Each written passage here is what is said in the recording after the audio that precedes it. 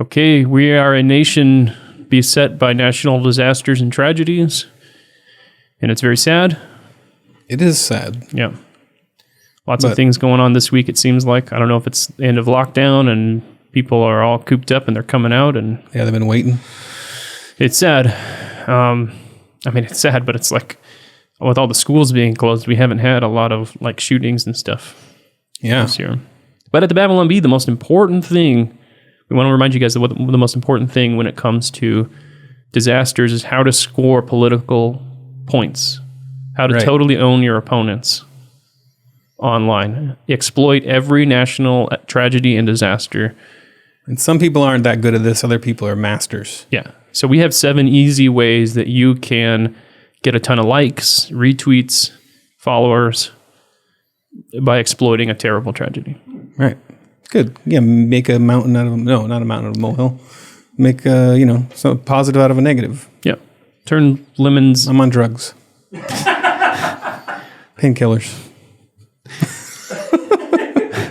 To clarify, if you didn't start from the beginning of the episode. So first of all, we want to remind you, wait a few seconds out of respect for the victims, and then jump in to score all your political points. Don't jump in with the political jabs right away. Wait a few seconds. You just need a cushion, a few seconds of cushion, and then dive in. Moment of silence, thoughts and prayers, and then immediately just go for the jugular. And then the details probably won't be out, but it's good. Just assume the facts fit your narrative before they come out, because you can't be wasting any time waiting for facts. So get your hot take. It's going to be lukewarm by that point. So just assume that everything fits into your preconceived worldview and just go. Just go for it. Have at it. Do it. Baby. Because what the world needs mostly at a time of tragedy is your hot take. Yeah, your tweet. That's what they need, is your tweet. Third, point out that your pet projects and political policies definitely would have fixed this. Right. All the policy proposals that you were pushing and you believed in before the crisis are definitely exactly the same. The Venn diagram is exactly the same as the solution to this crisis. So leverage the tragedy to push your agenda right away. After the few seconds of mourning, of course. It's like while everybody's sitting around crying, you walk into the room and you go, I told you so. Yep. Be that guy. Yeah, just be that guy. And then my brain, offer thoughts and prayers that the shooter was the right skin color for your narrative. Yeah. So just pray, please God, let him be whatever would advance your we agenda. hope he's white. No, we don't want him to be white. We don't? No. The liberals want him to be white. Oh, we're not liberals? Well, we want him to be white. Yeah, we're liberals. What character are we playing? I don't know. Fifth, set up a memorial in the form of some dank memes. Right. Memes are the best way to remember a senseless act of violence. Don't bother any nuance or thoughtfulness. Just find savage memes. Right. And this is the time to own your political opponents hard. Yeah. With dank memes. Destroy them. Immediately vomit all your darkest thoughts and worst prejudices online for all to see. Yes. Just let loose. Like draft the absolute worst tweet of all time, and usually if you draft a tweet like that, you should let it sit, maybe get some input. Yeah, think about it. Not in a national tragedy, just let it out. Yeah. You might get ratioed to heck, and we'll have to delete it at some point, but it's worth it. Yes. When you think about the whole big picture. And stay tuned, because in a second here, we're going to look at the greatest hits. Yeah, we found some great ones, some great examples of some people that Fantastic really nailed tweets. it on Twitter. And the final tip that we have for you for engaging in online discussions and getting political points after tragedy is, if anyone says anything about God, they're praying for the victims, their thoughts and prayers, I'm sorry, God's in control, any kind of comfort Bible verse, just destroy them. Yes, annihilate. This isn't the time to pray. This is the time to petition the government to do something, since the government has always proved to be calm, rational, and effective at any job they do. Nothing bad has ever happened when the government has gotten involved. Exactly. So let's get out there. Let's look at some of the good examples of how to respond to a national tragedy. Yeah. Let's move to some examples here. Reaction.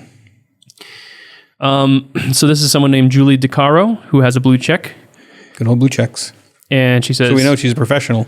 And so this shooting was this particular shooting in Colorado this week. The tragic shooting ended up being an Arab. Unfortunately, ended up being We wanted it to be white. A Muslim guy. But one of the bad Muslims, not all the good ones. Yeah, just whatever. So he ended up being a Syrian immigrant, and the initial assumption was he was white.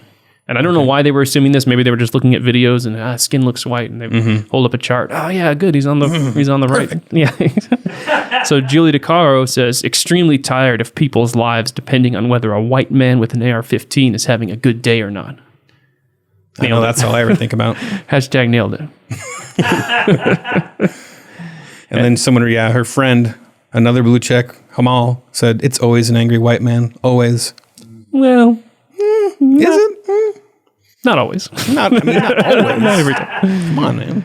Rosanna Arquette says, blue check. Hollywood starlet. Is Hollywood star. Call it what it is. White supremacist domestic terrorism. Call it what it should be. These people were reading the Babylon Bee guide to responding to. Don't even wait for us to know who the suspect was. This one might be a one of those poems with a certain amount of syllables. My brain is fried. This is like a haiku. Or a Dr. Seuss book. Sasha. She doesn't have a blue check, but she has 2 wine glasses. Tinking, ding, is that close to it? Is that better? That might be better than a blue check. America has a white male terrorist problem. They're shooting up schools. They're shooting up concerts. They're shooting up malls. They're shooting up churches. They're shooting up spas. America has a white male terrorist problem. I guess it's a sandwich. It feels like the sandwich. I also feel like the meter is maybe Dr. Seuss, like very Seussian. Seussish, which is racist. They're shooting up malls and churches. I guess we don't want to read all 25 of these. But we'll find some good ones in here. We'll pick out the best. Qasim, I'll probably say that wrong. Qasim Rashid. Beyond infuriating that the Colorado terrorist killed a cop but was arrested alive, while cops shot Tamir Rice dead for holding a toy because the cop feared for his life. How is an unarmed black child more frightening than a grown white male mass murderer?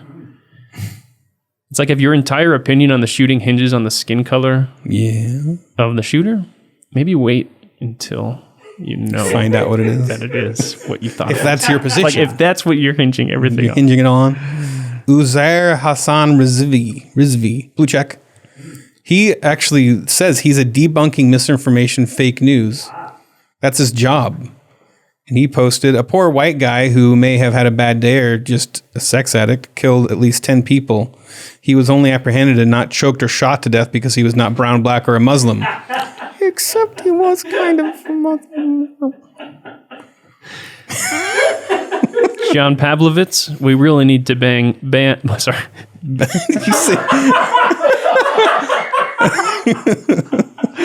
We really need to ban angry white guys with guns. There's some funny ones here where after they find out he's Muslim. Oh, they pivot? Yeah, they do the pivot. Yeah. See if we can find this is Don Winslow. Description: police have taken him into custody. Translation: he was white. Thanks for playing. We should have made this a game show. Okay, here we go. Tariq Nasheed. So he first says the Boulder, Colorado shooting suspect is a white man named Ahmad Alissa. Several white supremacists online are now trying to claim his white suspect isn't white based on his name.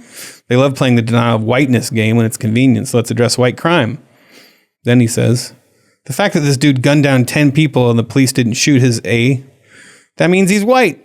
We ain't going to start playing games just because he was born in Syria. The suspect is white enough to benefit from the privileges of whiteness. We ain't going to start playing games here. It's like, he's white. We're not going to mess around and talk about this just because he's not white. Yeah. One that I like at the end here, Amy Siskind, blue check. Oh, this was a good one. So she goes, first she says the shooter was taken into custody. Well, she says the shooter was taken into custody. In other words, it was almost certainly a white man again. If he were black or brown, he would be dead. And then after they find out that he's a Muslim guy, she says, let's mourn the victims but not glorify the killer with the intention of having his name widely known. His skin color does not matter any longer. Mina Harris, finally, this is Kamala Harris's niece. Oh. The Atlanta shooting was not even a week ago. Violent white men are the greatest terrorist threat to our country.